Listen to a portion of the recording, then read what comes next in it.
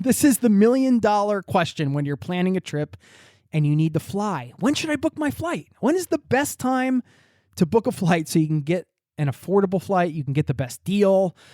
And it can be hard to know. Things are always changing, and I usually love to create episodes that are more evergreen in nature. You could listen to them 2 or 3 years from now and they can still benefit you. But I thought for this, given that we had a chance to talk to somebody who had data-driven information after analyzing millions of traveler and airline data points from a third-party company to figure out when the best time is to book a flight in the coming year, I thought that was a no-brainer because that's the whole goal of this show, to help you fill your life with as much travel as you desire. And if you can afford more travel, you can travel more, of course. And so that's why we have Christie Hudson here from Expedia. She's going to share the ultimate cheat sheet for saving on travel in the coming year based on their 2024 Air Hacks report, which includes tips like when you should book a flight, as in what day of the week is the best day to book, how far in advance should you book international flights versus domestic flights,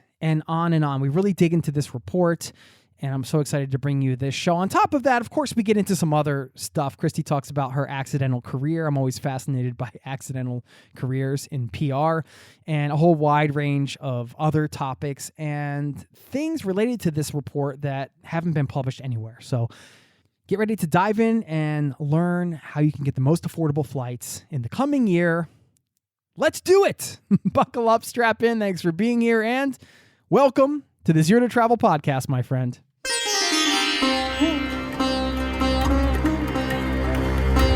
You're listening to the Zero to Travel podcast, where we explore exciting travel-based work, lifestyle, and business opportunities, helping you to achieve your wildest travel dreams. And now your host, world wanderer and travel junkie, Jason Moore. Hey, it's Jason here with ZeroToTravel.com. Welcome to the show, my friend. Thanks for hanging out, letting me bring a little travel into your ears today. This is the show to help you travel the world on your terms, to fill your life with as much travel as you desire, no matter what your situation or experience. I see today's episode as a bit of a piggyback. We did our Destinations Week recently, actually last week. It was all about upgrading your bucket list, and I thought, well, this one ties in nicely with that. Okay, you've gotten the inspiration and the motivation for figuring out perhaps which destinations you might want to visit in 2024. Now we're going to help you figure out the best time to book a flight in 2024 based on actual data and trends, really millions of data points. And that's what we're here to learn today together. And so I really enjoyed this conversation. I hope you get a ton of value out of it. I certainly did. And I mean, it's just no-brainer stuff to try out, right? We want to get affordable flights. If we can get more affordable flights, we can travel more. So why not? Also, stick around on the back end. I want to give a shout out to somebody in this listening community who, you know, they weren't happy with the 3 to 4 trips a week. And so they decided to ramp it up. And they did something gutsy, and I'll share that story. I love to share these community stories. Speaking of which, you are a member of this listening community as well. I'd love to hear your story, or just drop me a line and say hi. Jason@zerototravel.com is my email. And you can always leave me a voicemail as well. I love to get those. I have a link to my voicemail box in all the show notes. And one last thing, zerototravel.com/newsletter. So you can get all the latest episodes, travel tips, destination stuff, musings, all kinds of, you'll never know what you'll find. A picture of me dressed as the clown, that was in a recent newsletter. So really, you never know what you're going to find over there. Sign up for the newsletter. It's free if you want to stay in touch. And thank you for being a part of this listening community. You're truly appreciated. And I hope that this episode provides a lot of value for you. And enjoy the chat. I'll see you on the other side. Cheers.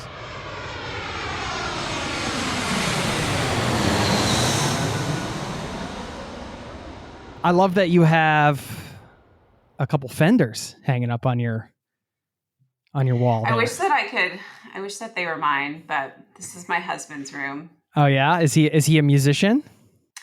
He is. I mean, not in his, day job. His day job is, tech stuff, but yes, his hobby is, and then he gets this one room. Wait a minute. Do you get it? Do you get a hobby room, Christy? I think the whole house is my house, and then this is his room. I love it. That's I don't know if you're married, but that's how it goes. I am. And you know what's funny? We have the same exact arrangement. We have the same arrangement. The same exact set. See? Yeah. It's just how it goes. I have my office up here in the loft, and then she gets free reign on everything else. I think it's generous, personally, that we give you one room. I think that's plenty generous. Then Absolutely. The mom and the kids get the rest of the house. How many kids do you have? I have 2. One is 7, and he's a boy, and then the younger one is a girl, and she's 4.5. What about you? Nice. 7, who's the girl, and 5, who's the boy. Yeah, it's kind of fun. I feel like it was chaotic like about a year ago. I don't know, 4-year-old girls or something else, but you're already past that now. But now it seems pretty fun. They're good buddies. What about yours? Yeah, I mean, well, if you were just at our dinner about 30 minutes ago, you would have probably said something different. But we're not here to talk about our insane family dinners, or at least my insane family dinners. We're of course here to talk about air hacks, among other things. So I should formally welcome Christie Hudson to the Zero to Travel podcast. Welcome, my friend. Thank you. I'm excited to be here. Absolutely excited to have you. I was wondering why you studied sociology. Like, how did you go from sociology to PR? Oh, gosh. Were you looking at my transcript? Were you looking at my GPAs? Yeah, that's what I do. I hire a private detective before every interview, and then we go deep. Christie, no. I'm really alarmed. When I was in college, I was not lucky enough to have a vision for what I wanted to do with my life. I know some people do. I have plenty of attorney friends. I think they were born wanting to be attorneys, but I didn't know what I wanted to do. So I ended up in sociology purely because it was interesting to me. I think, and I hope no sociology majors or professors are out there listening to this, but it seems like the study of people, like trying to understand how society works, why people do the things they do, what happens when people live in cities. Like, it was just interesting. So that was it. And then I ended up in marketing completely by accident and ended up in PR almost completely by accident. And I've been now in that accident for over a decade, and I love it. So why do people do the things they do? Do you have the answer to that question after that? I'm kidding. I think habit and, inertia. Let's just call it that. Well, I'm curious, when you say you accidentally fell into PR, I'm always curious about how accidental careers happen in people's lives. And I'm just wondering how that unfolded for you. I had a friend who worked at a PR agency, and I needed a new gig. And I ended up talking to her, and she connected me with someone who was looking for somebody who had kind of marketing project management experience. And somehow I talked my way into that job, and it was working for Xbox at an agency, and it was working for the international PR side of it. So I got to work with people in all different countries. I already loved to travel at that point, but I got to travel for work, which is just the best thing ever. And so I got to go to Germany and Tokyo and China and all sorts of different places. And I think doing PR was a bonus to all the travel related stuff. So I did that for a few years. And then I saw a posting for a job at Expedia, and that just blended the travel and PR thing perfectly. And I've been here now for almost 7 years, and I don't intend to leave unless they make me. So that's kind of how I ended up here. You love being around travel, obviously. This is not just a career move. It sounded like travel was a part of your life before this. Did you fall in love with it when you were doing the job and starting to travel internationally through the job, or were you traveling internationally beforehand, or family trips, or like where did you kind of get bitten, I suppose? I did not have the means to travel when I was younger. Our family vacations were mostly, camping trips, places you could drive to. I think the first time I was ever on an airplane, I was, maybe 6 or 7, going to that one Disney World trip that every family kind of saves up and takes. And I remember getting my little Delta wings at that time. And then when I got to college, I was taking Italian aggressively, just hoping that would manifest like a trip to Italy or something. And eventually, I remember the first time I was ever on a plane to go to Europe, it was for work. I was going to Paris, and I went there a couple days early before the conference started and I had a friend of a friend of a friend who lived in Paris, and he picked me up from the airport. And he proceeded to take me around on the back of his moped around Paris. And I literally was like, this is a Mary-Kate and Ashley Olsen movie. Like, I am obsessed. This is a dream. It was the best, Nice. Whizzing by like the Arc de Triomphe and on the back of a moped. And then from then on, I couldn't get enough. So then I found some friends who were able to travel with me, and we spent a few weeks in Europe. And then every work trip that I could take, I would try to arrive early and stay late and just kind of get the most out of all of those free tickets. And now I'm lucky enough that I get to talk about travel all day for my job. It's kind of the best. I know. We are lucky. Yes. Absolutely.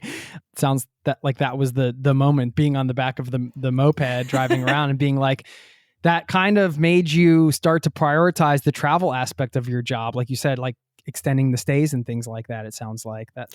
Yeah. And you have to be a little brave, right? You got to try and figure it out on your own. I got there and my cell phone didn't work because I didn't know anything about how to make international plans work. And I couldn't find my hotel for hours in the rain walking around Paris. So I took the metro the wrong direction before I took it the right direction. So I basically did everything wrong that you could do. But it was still one of the best experiences, and I learned a lot. And you tend to have those, the kind of hard stories or the bad stories end up being some of the fondest part of your trips, in my experience anyway. Yeah, you have to take your travel lumps. I guess everybody has to take them. But that's when, for me, I've said this on the show before, for me, that's one of the big self-realizations, is you realize how resourceful you can be on your own. I feel when you're kind of out on your own, you're making all the decisions and trying to figure things out, and you eventually do figure them out, right? You realize, oh, I can actually, at least for me, it gave me confidence. Oh, I can figure these things out, even though some of these things are maybe things I would have doubted I could figure out before. Absolutely. You get a lot of confidence. And I've also had more experiences than not. I've been very lucky to encounter nice people in my travels. When I was lost on the streets of Paris, several Parisians stopped to try and help me figure out where to go, which, is just the opposite of what people always tell you about, people in Paris. So having your own experiences can sometimes restore your faith in humanity too. I just think there's far more positives than negatives. Having had work and travel for you so intertwined, and working for Expedia, of course, even more so than just traveling, selling whatever widget or whatever, you're actually in the travel industry. I was just curious, what has been just gut reaction, like the best travel related perk you've ever experienced while working for a company? I think I would have to say just the unexpected things that happen in a work trip. I've been to Tokyo a couple times for work. I've never been for pleasure, which I fully intend to go back as soon as I can and explore more of Japan. But in Tokyo, you're supposed to go to the conference, do your job, go to the work dinner, and then rest before the next day. But the rest part never really happens because you just have to take advantage of those off hours. So, ending up at a karaoke place until 8 a.m. when you have to leave on an 11 a.m. flight. Like, these are just things you got to jump on. Right. Yeah. Those are the memories I have. I think, and for me, anytime I get to travel for work, whether it's inconvenient or a really quick trip, I was in Birmingham, Alabama for like 48 hours, which is a long way from Seattle, but you just take advantage of it. Eat a good meal, see the city, chat with some locals, like get the most out of it. Do you remember what you sang at that karaoke bar? What didn't we sing? I mean, we had to have been there for 6 hours. So, I mean, you must have a go-to karaoke song. Everybody has a go-to. Yeah, I'm really into the female singers. Got some Sheryl Crow in the mix, some Fiona Apple. Those are probably the go-tos. What about you? What do you sing? Nice. Used to be getting jiggy with it, but then, the whole Oscar slap thing happened. So I'm not sure. I haven't been to a karaoke bar since. That was when you were like, never mind on that one. But, I mean, I remember being in Portland, Oregon at a Chinese restaurant doing karaoke, doing that song, got everybody out of the seats, doing the Running Man. It has the magic. So I don't know. Might still have to be my go-to. I think people are also want to hear about this air travel hacks report, of course, which is, one of the big things we're going to cover today. And there are some compelling questions that you have answers to based on the data in this report, like what is the best day to book your flight? When is the best time to travel? Kind of the sweet spot, and based on data and for the coming year. And one of the core missions of this show is to help people add as much travel to their life as they desire. So that to me is what the intention behind this episode is. If we can get more affordable flights and kind of hit the sweet spots, not that it's right every time, then people are going to be able to travel more, of course. I feel like it's important with this is no offense because you're the head of PR at Expedia, so totally respect, but just the idea of the data from the report, kind of want to dig into where that came from, what it's based on.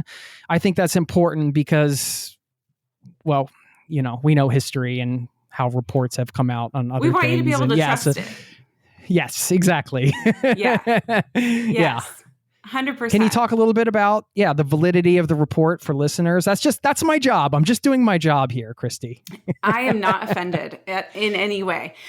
Yes. So here's the great thing about this report and why you can trust it. It's not a bunch of cherry-picked Expedia data that we're providing to you with the end goal of getting you to do something.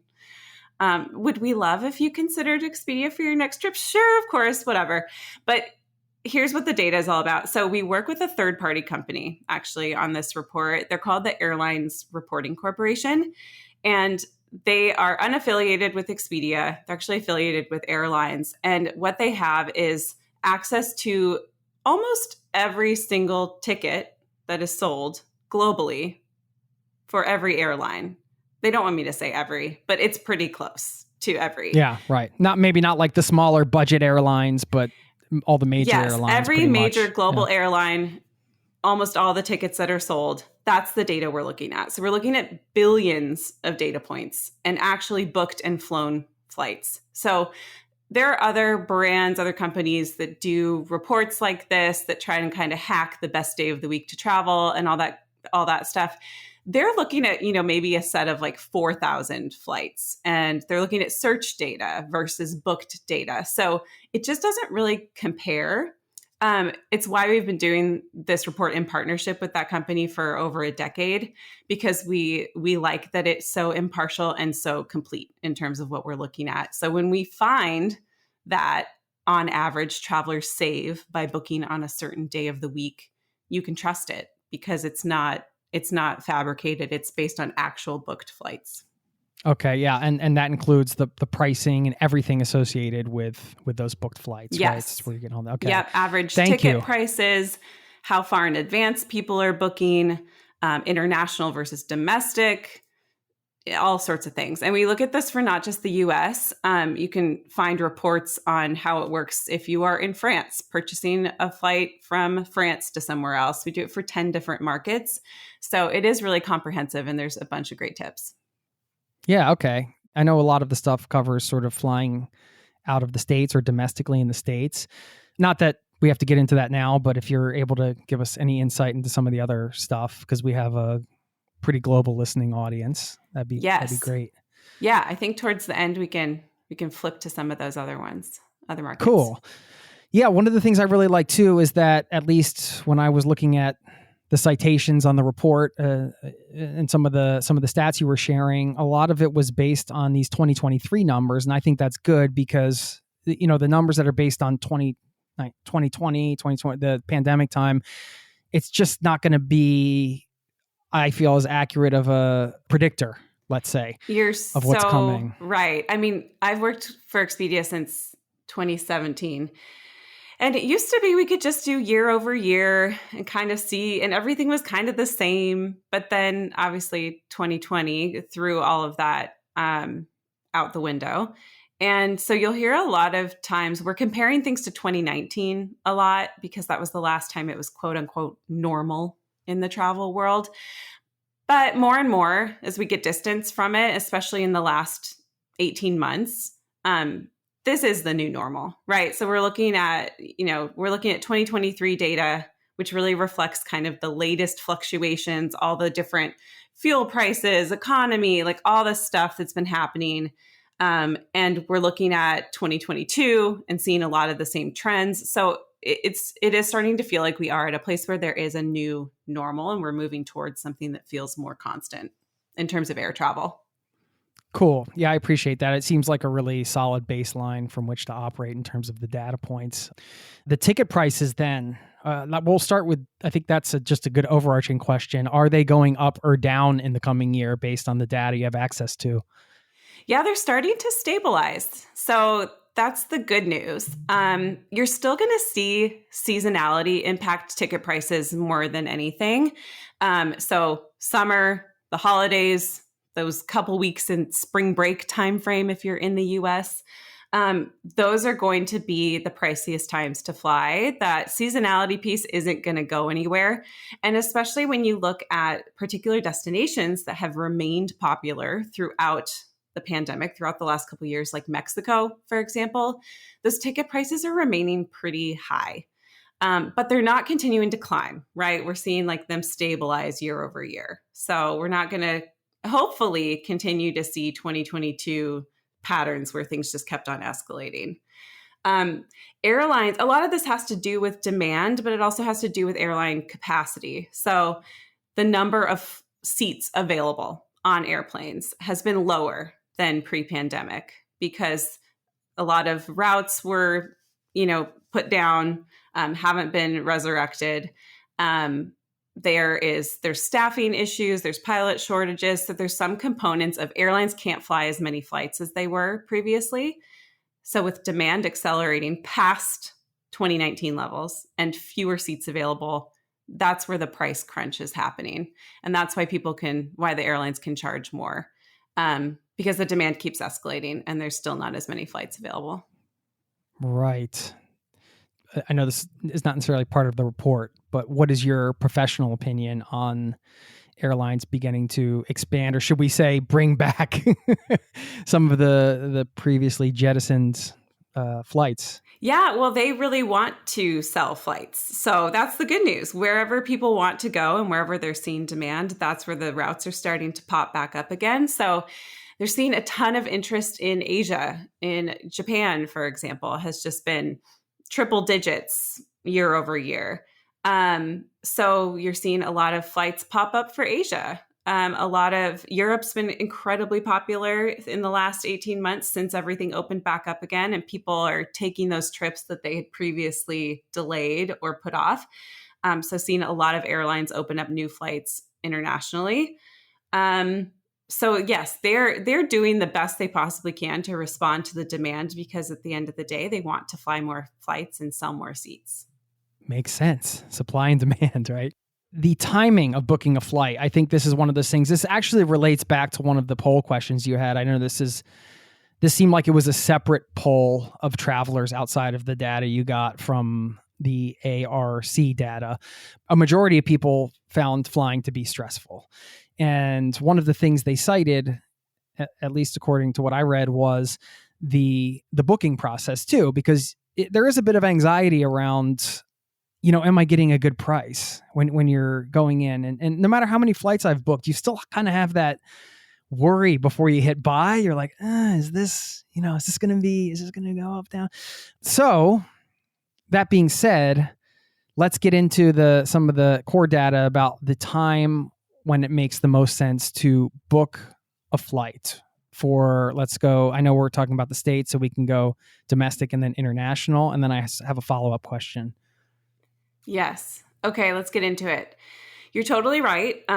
We did do a little survey to see what in particular people find stressful about air travel, because it's very clear if you've been to an airport or on an airplane recently, people seem a bit stressed, like emotions are high. So we wanted to know what exactly was causing that. Obviously, disruptions, cancellations, delays, those are going to heighten everyone's emotions in the moment. But a good chunk of people, around 61% of people, said that it was finding a good deal that just kicks off the stress when it comes to air travel. So yes, you're not alone. Everyone's worried about paying too much, overpaying. Of course, that could be subjective, right? Like a good deal can be subjective, for sure. Absolutely. If it feels like a good deal and you're willing to pay that price, get it. Like, book it whenever it feels right to you.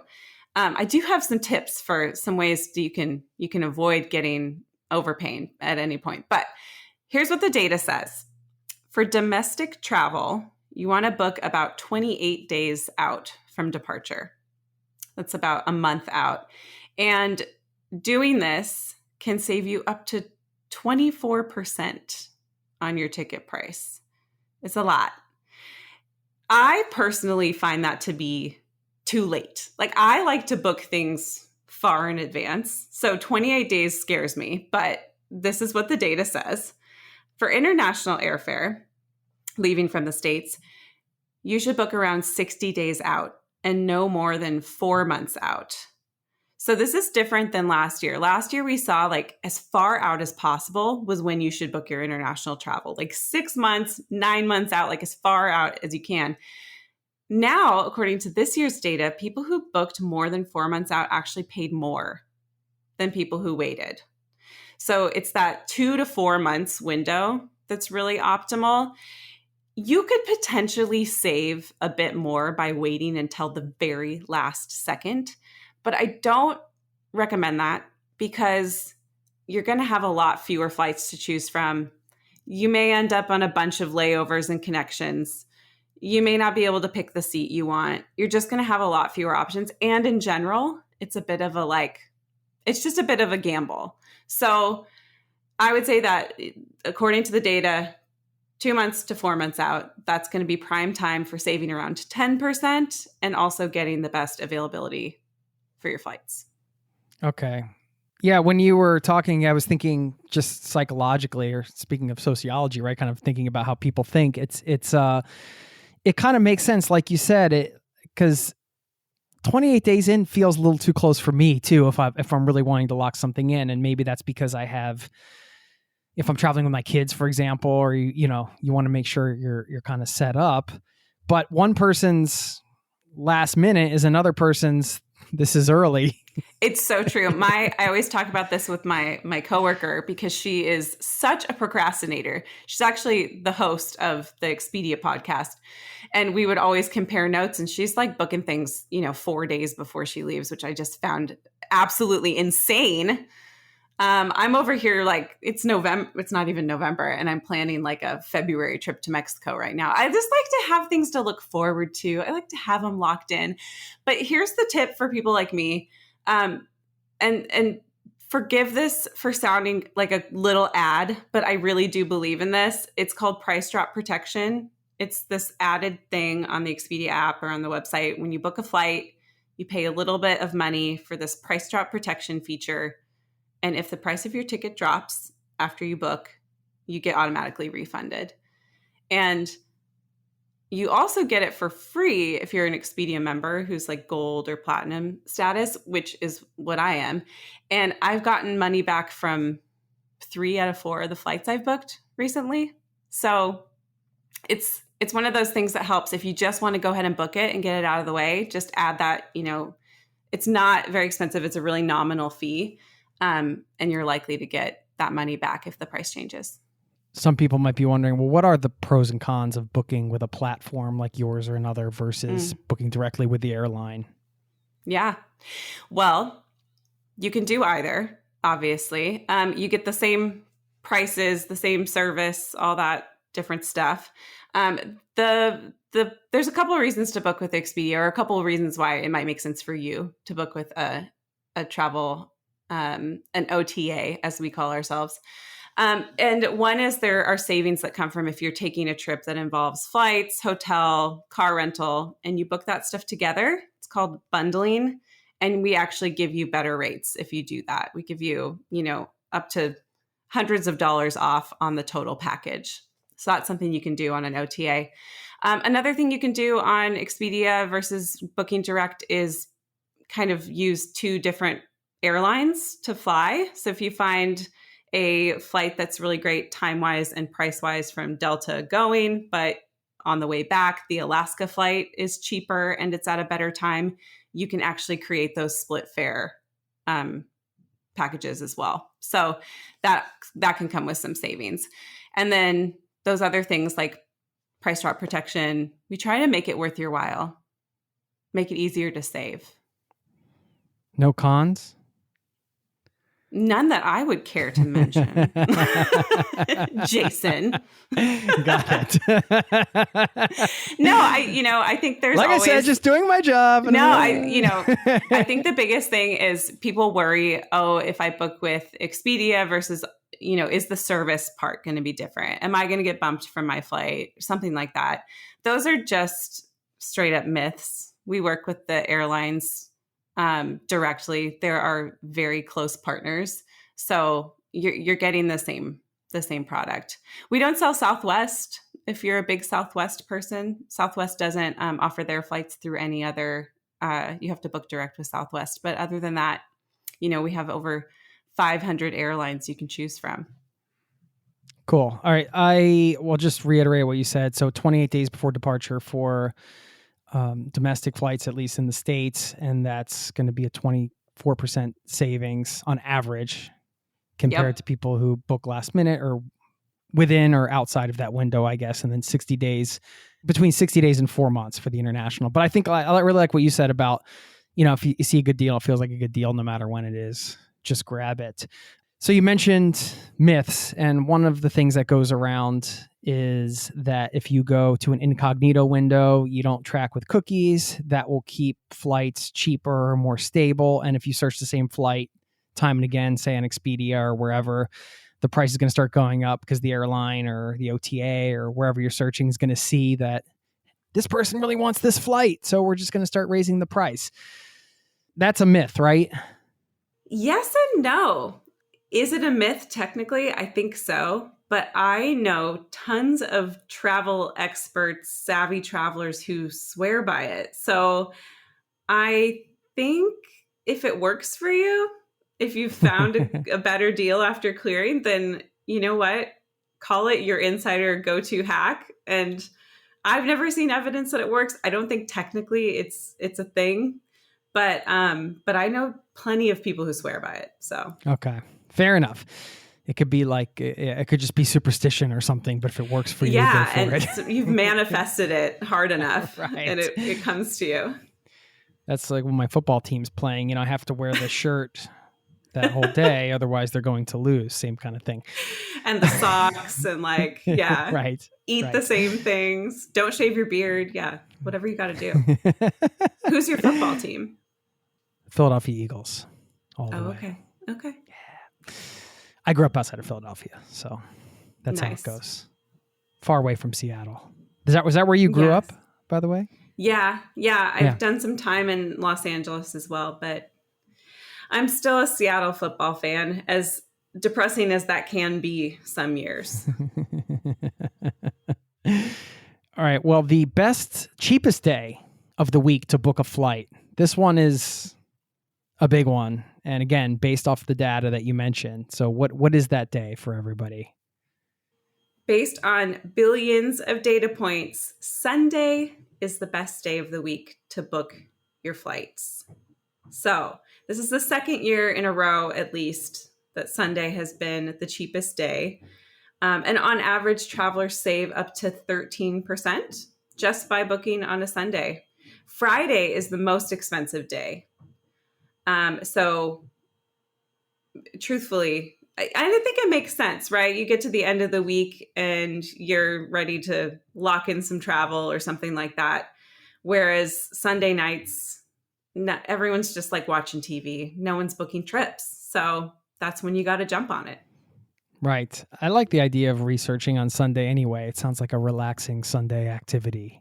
Yeah. It used to be Tuesday. So Tuesday used to be the big day that was the cheapest to book your travel. And it was because I've always heard, and maybe this is a myth too, or it becomes like part of the lore of air travel hacks, but I heard that it used to be that that was the day that airlines released new fares, like happened on Tuesday evenings or something like this. These days, it's much more dynamic. New fares, new seats are being released all the time. So there's no, one day that things are being uploaded for sale. So this is just based on, I think, behavior at this point. There's probably just fewer people booking things on a Sunday. So that's when you want to do it. Did you see any data on the amount of time you book? For example, a 2-week trip or a weekend trip versus some people in this audience, they book a one-way trip or they, gone for months or whatever. Have you seen anything related to length of trip? No, it doesn't differentiate by that. But I will say that one of the key ways to save on travel, especially around those peak windows, like the holidays, 4th of July weekend, it's going to be flexible with your travel dates. So, you could book on a Sunday and plan to fly out, do all the rules of this report. But if you're leaving on the Wednesday before Thanksgiving, you're still going to pay a lot for that ticket. So it's the flexible fare calendar that I think is huge. And I always play around with that. If you looked at my family vacation schedule, it's a Tuesday through a Tuesday. Like we're not leaving Friday and coming back Sundays. That's really where you're going to see a lot of savings. It's not worth the stress, right? Yeah. Yeah, just come back whenever. Second grade is not that important. We can just be gone. It's fine. I know my kid's school just made this rule where you have to, even if you're gone for a day, you have to apply for it. No. It seems a little harsh. That feels controlling. Not big on rules like that. Yeah, me neither. What about the best day to travel? Because you're booking the flight and you have the options of which day to go, of course. A lot of times that's going to be based on the price, especially when you're looking at the flex calendars and things. Generally, from the data, what is that day? Yes, midweek. Midweek is going to be the cheapest on average. So Thursdays, and then the most expensive day to leave is Sunday. So book 28 days out. Book on a Sunday, leave on a Thursday. Those are your golden rules. You could save it's up to 16%. So I like to think that if you combine all of these things, you're basically getting your ticket for free. That's how math works. If only that were true. Did you have a percentage breakdown on, I guess probably not, because how would they know this, business versus pleasure? That would probably be more of a poll-oriented type of question. Yeah, well, we did look at fare classes, and you can get that whole breakdown on the full report too. So if you're flying, premium versus economy, there were some differences. But the Thursday rule and the Sunday rule, those are when everything's combined, at what the results were. But that's part of why Sunday is the most expensive day of the week to travel, right? There's probably not a lot of leisure trips that might be starting on Sunday. You would think those would start, Friday night or Saturday morning to get the most out of the weekend. So the Sunday travelers, that's really driven by business travel, which is why those tickets are more expensive. That being said, business travel has not rebounded to the point that it was at prior to the pandemic. So a lot of these trends are still, they're being driven a little bit by business, but it's a lot of leisure travel that's driving these trends. It makes sense that businesses now understand how to work remotely a bit more than they did, I suppose, and that they become accustomed to meeting online and things like that. So it makes sense. Of course, huge cost savings when you don't have to fly somebody halfway across the country for a meeting. Yeah, it comes with pros and cons. It's nice to be able to do things from home. Zoom is a great tool. We're talking from far away from each other, which is great. But yeah, being together in person is nice too. One of the things that stood out to me about the report was the going back to the stress thing and how's the actual travel day going to look like. This idea of flying before 3 p.m. I know the report says statistically you have a 50% higher chance of being canceled than an earlier flight, like delay or cancellation. 50% is huge. It's huge. I know. It's wild because I think a lot of people hate those early morning flights because they get stressed about sleeping through their alarm, or you just get a really bad night of sleep. No one really wants to be leaving for the airport at 3 a.m. It stinks. It does, but this is a really good reason to do it because a 50% higher chance of being canceled after 3 p.m. I would do a lot to avoid a canceled flight. Yeah. Yeah, it's always a drag when you have to leave at 3 a.m. But then you have to weigh that cost with, here where I live, the airport bus doesn't start running until 5 or something, right? So the times I've had to leave at 2 or 3 in the morning, I have to take a taxi to the airport. And in Norway, a taxi to the airport's expensive. It's like $100, I feel you. Yeah, then you have to factor that in, but whatever. Everybody's got their own personal kind of thing to deal with. I have to ask you, being an avid traveler, how early do you like to arrive at the airport when you're traveling by yourself? We won't factor in like the whole circus of getting kids to the airport, but when you're just solo and you're traveling, how early are you getting there? Early. I'm one of the early ones because I can read my book or fall asleep. I haven't had a lot of close calls because I go early, but when I've had that experience, it's awful. It's an awful feeling because you can't get the flight again. The flight leaves and then it's gone. I'd rather just show up at the airport and dilly-dally and get a smoothie or a coffee or whatever, read. How about you? Yeah, I'm very early. I recently went to Palm Springs with some friends and I was texting them like, let me know when you get to the airport. And they were all like, we haven't even left yet. We're not even going to leave yet. And I was like, I know. I didn't mean to cause panic. I just would rather be here, be done. I was even like carrying on. I didn't even have to check a bag. And I was still there like 2.5 hours before the flight departed. So a little psycho, but I'm with you. I would rather just be there.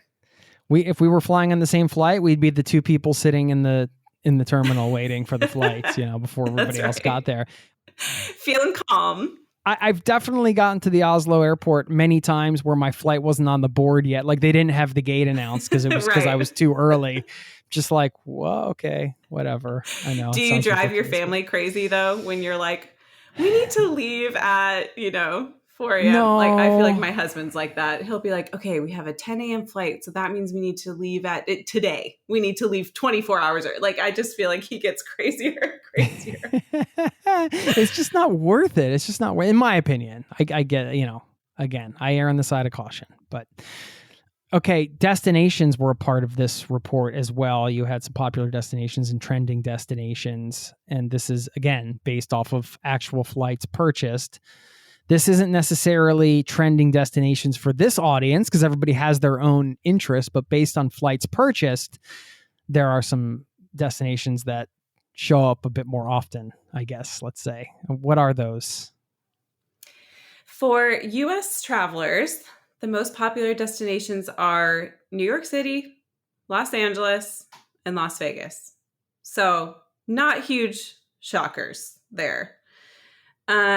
U.S. travelers are quite habit forming. Let's say that. We like to go to the same places.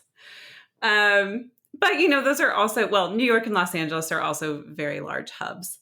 You can go a lot of places to Europe or to Asia from those two places. And Las Vegas is just one of those places that globally people love. Like, it's an interesting can't place. get enough of it. It's an oddity.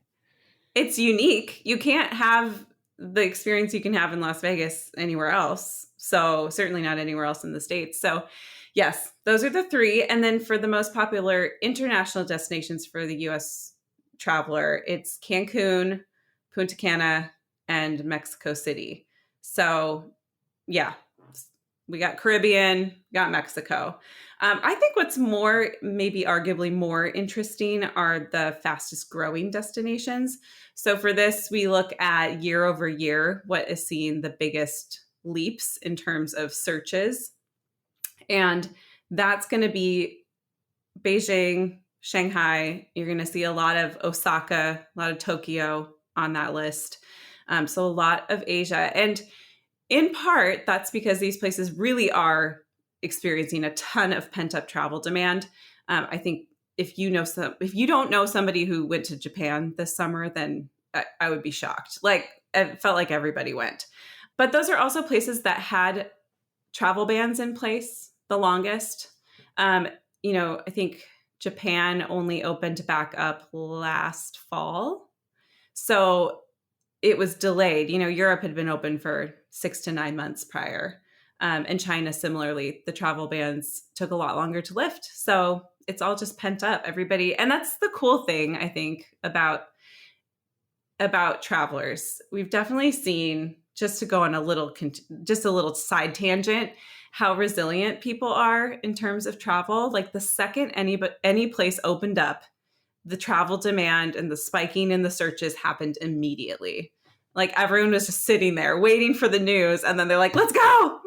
So I just love that. I love that the first thing that people do when it became available to them again, was to hop on a flight and go see the world. So I think they called it revenge travel for a little while, but I think that's a pretty aggressive term for something that maybe people just wanted to go there for a while, and now they have the opportunity. And it's like, I'm going to get that place, I know. I always thought that was a bit of an aggressive term. Yes, pent up travel demand, excitement, pent up excitement. Let's go with that. Well, as a PR expert, you must kind of see these types of terms in the media from a meta view, right? Yes.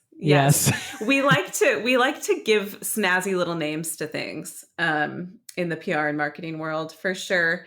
We got a little carried away recently with calling everything a moon. Like there's like a baby moon, there's a buddy moon, there's a mega moon. I think we probably coined that one. Everything's a moon. And yes, revenge travel became a big thing. I don't know why we can't help ourselves. We also add cations onto everything, like a friendcation. Workcations, staycations, yeah. Like, you too can be a travel PR person. Just add cation to the end of a word. What do you think the PR world could do better as a whole? Not necessarily in travel. Well, maybe just in travel. Yeah. I mean, I think there's... Yeah, what do you see? Where do you see that there can be improvements in the PR world, in travel, in the travel industry? I don't know if it's specific to what PR or travel. I think what brands can do better is be transparent and realize that people are pretty savvy these days. They have a lot of access to information. They can kind of see through the posturing. And I think driving trust, being consistent and trustworthy, and being transparent are pretty huge for any brand, because that's how I make my decisions as a consumer. Especially, as we talk about travel, people are going to make a lot of decisions based on a lot of different things: habit, where they are familiar, what app is already downloaded on their phone, where they might have miles or points already. Ultimately, you want to feel like you're getting a good deal. You want to feel like you can trust the experience you're going to have. And you want to be able to enjoy your trip. Vacations are not a small price tag item, right? People invest a lot of time and money. You may only get one a year. It matters a lot. And I think making sure that what we want to do is try and make sure people have a good experience, right? You want to be able to trust that you're going to have the experience you want. and get a good enough deal that you can do it again sometime. So that would be the vision. Can we control airline prices? No, sadly. I'm still waiting for some to Mexico to drop a little bit. But yeah, that's my answer. Yeah, I think that the intention of this episode really is, to get people traveling more, like we said at the top. And, we're not saying this is a magic bullet, but this is based off of, like you said, billions of data points. So it's a good place to start, I feel. When I hear the statistics from this report, to me, it's a no-brainer to then go look for a flight on a Sunday instead of a Friday, because, well, what do I have to lose? Exactly. And I promise I use these tips and they deliver, and I recommend them to my friends and family. So yeah, I stand behind it. Right. You mentioned perhaps having some data from some of the other continents or areas of the world from this report. I'm just curious because I know what you guys published, but and you sent me the link to this, but I was really curious of what else was in the report that maybe hasn't been talked about or distilled down. I feel, is there anything important missing, or maybe some stuff that's more Europe or Asian based? I'm just curious. Yes, I can pull that up. And while I do, I'll share a more fluffy thing from the report. I mentioned earlier, we asked people what stresses them out, and a lot of people, I think about a quarter of people, said packing stresses them out the most. And they're worried they're going to forget like their passport or their credit cards or their phone or whatever. But a lot of people are really worried they're going to forget their underwear. Really? And that seems to be the thing that is keeping them up at night. So is that right? And furthermore, we asked them, what's your approach to packing underwear? Just out of curiosity, like, do you pack, one per day? Do you pack 2 per, maybe like double the amount of days you're going to be gone? And before I tell you the answer, Jason, what's your approach to packing underwear for your trip? Christy, I didn't know we were going to go here during this. You asked me about sociology interview. earlier, and this is my revenge. No, that's okay. That's great. That's the one thing I'd say I overpack. Is underwear, because that's the thing that you definitely have to do laundry for the most, right? You would think. Yeah. Uh-oh. I guess you the report says otherwise. Yeah. So I think, for example, if I was traveling for 7 days, I would bring 10 pairs of underwear, 10 or 11 pairs of underwear, something like that. That feels solid. Yeah. Just because, like, not overly crazy. They don't take up that much room either. You want to have some flexibility. If an impromptu swimming situation happens, or, a little exercise, you want to have some flexibility here. Well, apparently about 1 in 10 people just don't bring enough underwear because they plan to rewear them. And that is something you need to know as a traveler, that you just might be sitting next to somebody on the plane who's just planning on rewearing that underwear. Oh, well, come on. I mean, I've definitely reworn underwear. Well, now you're one of those people. When you're traveling? Yeah, I mean, do you wash it first? Not on a business trip. I mean, you don't always have the chance, right? But here's a trick: if you just turn them inside out, they're clean. Oh my God! Oh, we now know one of the 1 in 10 people. And if you're watching this on Reels or something, you can see my face turning red. No, I mean, listen. Sometimes sometimes it happens, right? It's not intent. I don't go out to intentionally do it.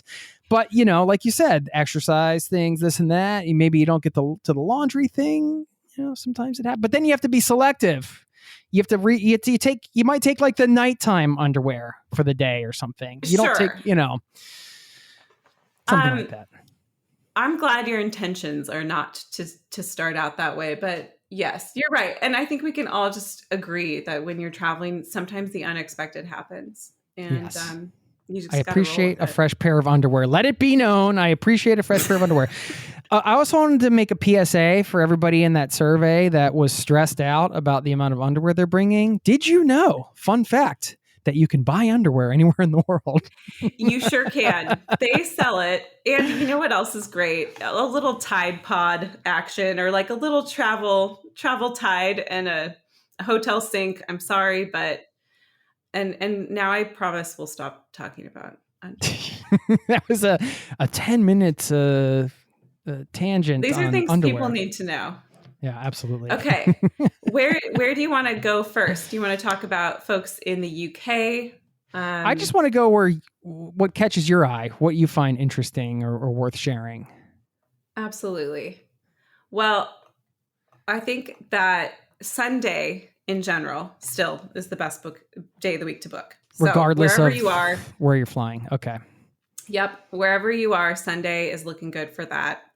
I think some of the biggest differences that happened in a lot of the international markets, or the non-US markets, are you need to book a lot further out. So even domestic flights.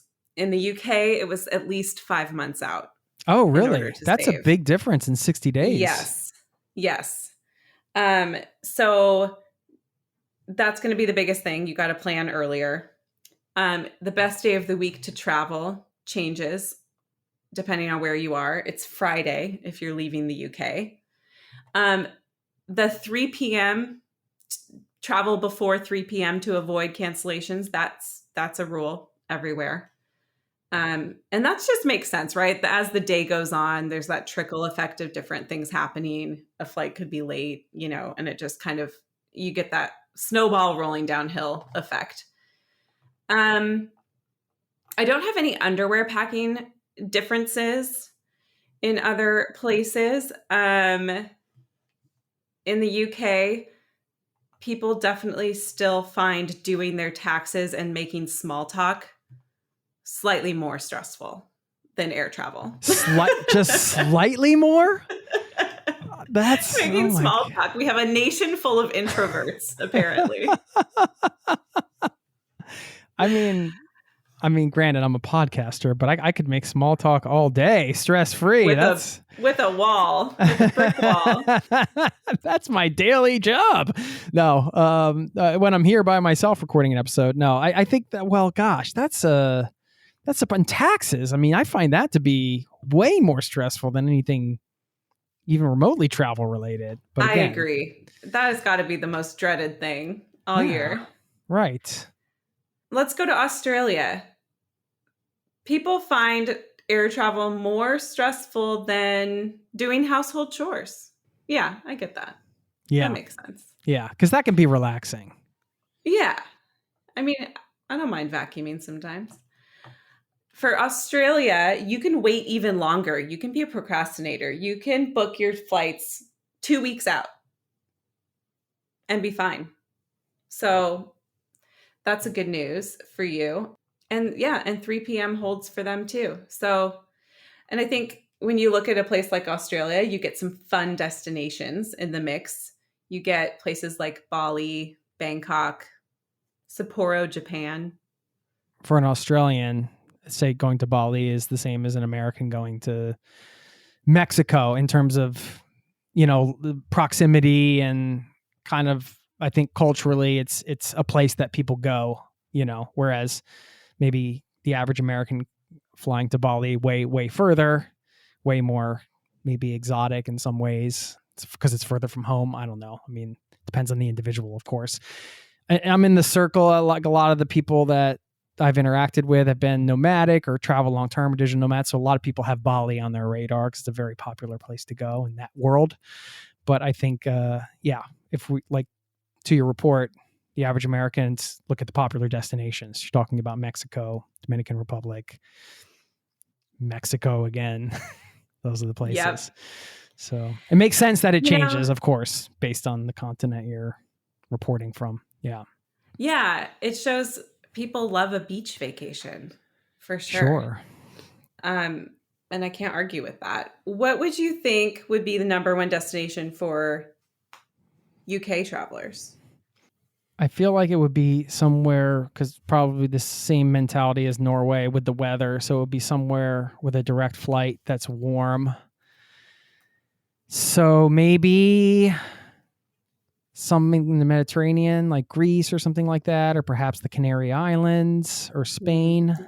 I would have thought Spain too. It's actually New York. Really? And number 2 is Dubai. Oh. And number 3 is Bangkok. Really?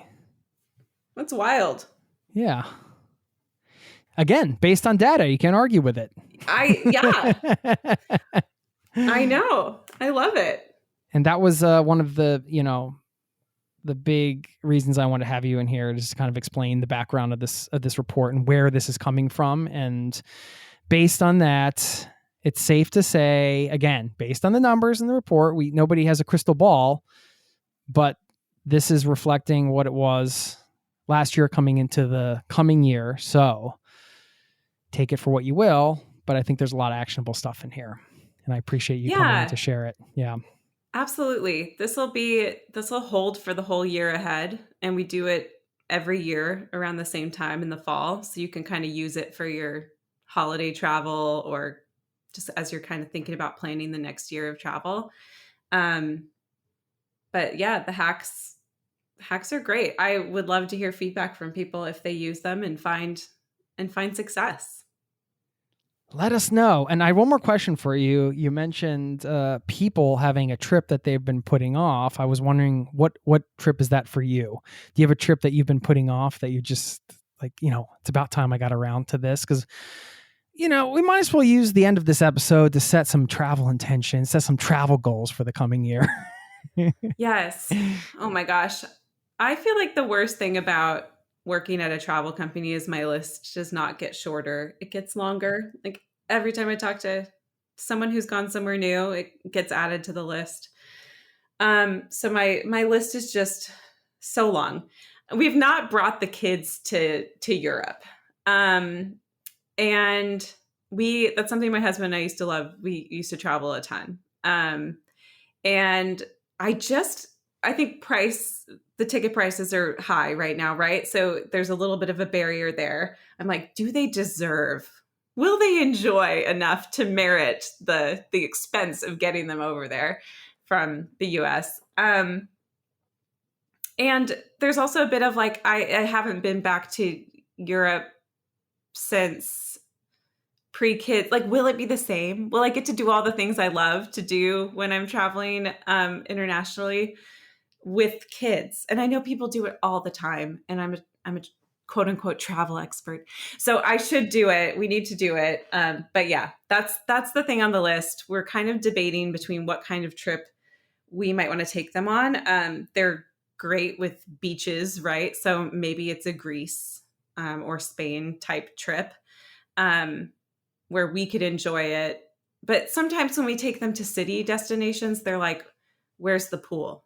Where's the sand? Like, so they're just unimpressed. So I worry if we take them to, the Netherlands or I don't know, somewhere else, they'll be like, I don't get it. Why are we in another place that looks like Seattle? What's going on here?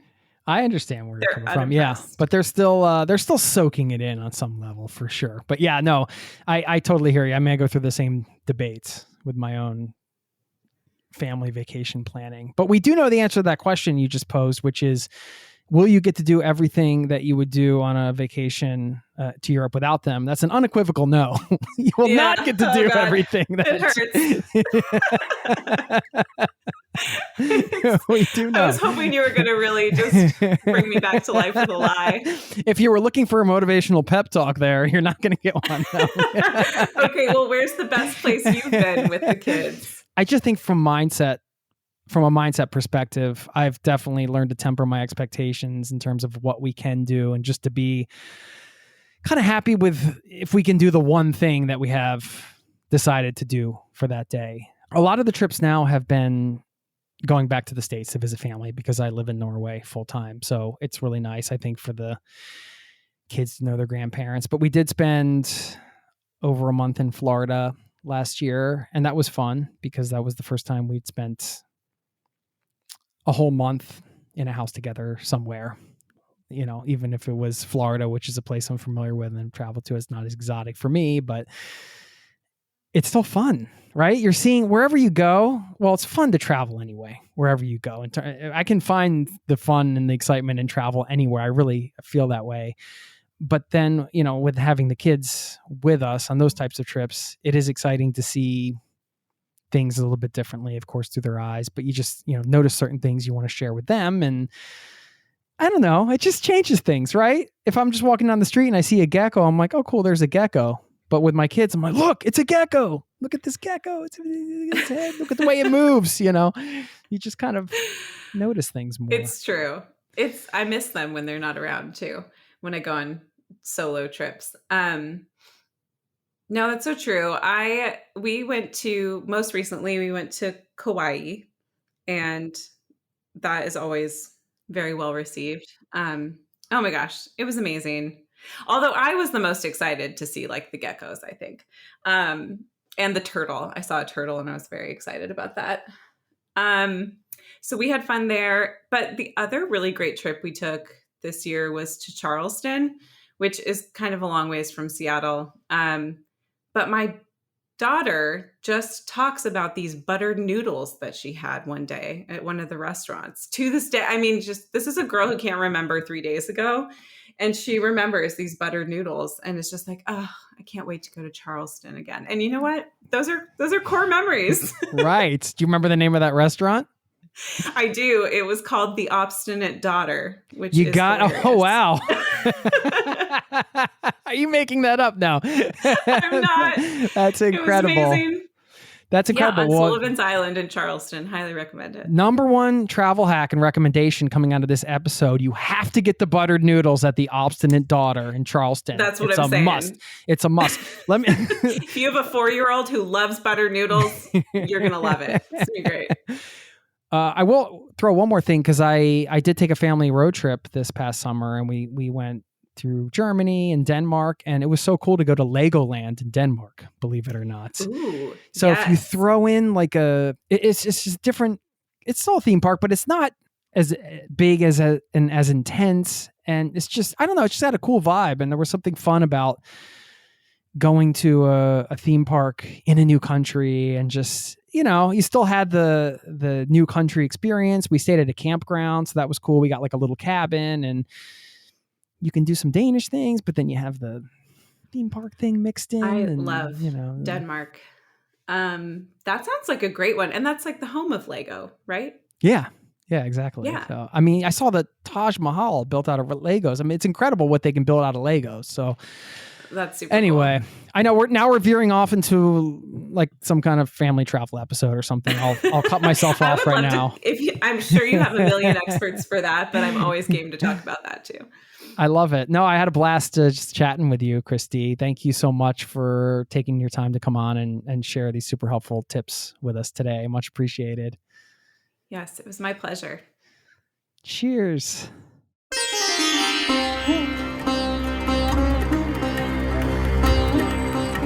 There you go. I want to thank Christie Hudson for stopping by the show.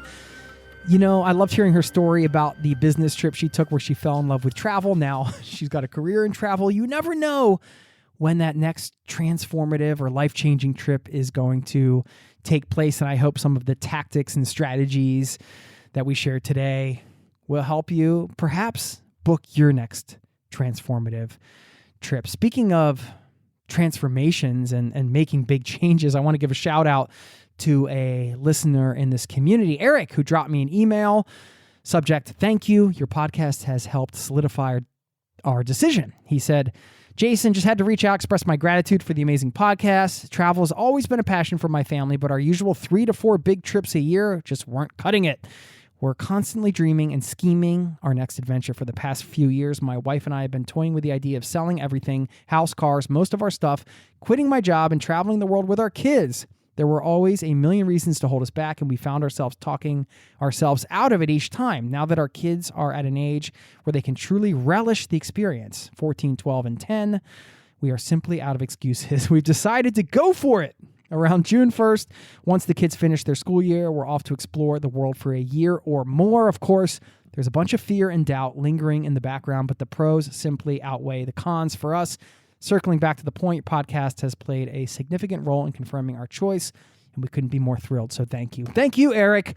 Thanks for the kind words on the show. I'm really glad that this resource was helped you along the way, along your journey. But really, I mean, you're having the guts to do this.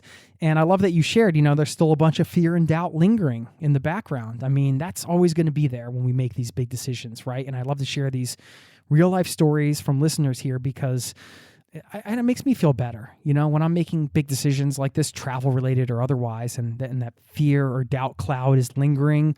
It's just like, I don't want that for other people, but it's nice to know that it's normal and that other people are experiencing that as well. And that's why I like to share these community stories here. So if you have a story to share or you just want to say hi, please get in touch. You know where to find me. And I'll leave you with a quote now. Let's see. This one from the quote drawer. Let me open it up and pull it out. We've got, I can't read the name. My goodness, I need my glasses to read this name. Something's going on here. Okay, Yogi Ba Yan, who said, "It's not life that matters. It's the courage you bring to it." Thank you so much for being here. And I look forward to seeing you next week where we start Wild Ways to Travel Week. Yes, that's happening. Got some surprises coming up for you there. So be sure to subscribe or follow the podcast wherever you're listening. Thanks for listening today, and I'll see you next time. Peace and love to you and yours. Cheers. This podcast has been brought to you by ZeroToTravel.com. Ideas and advice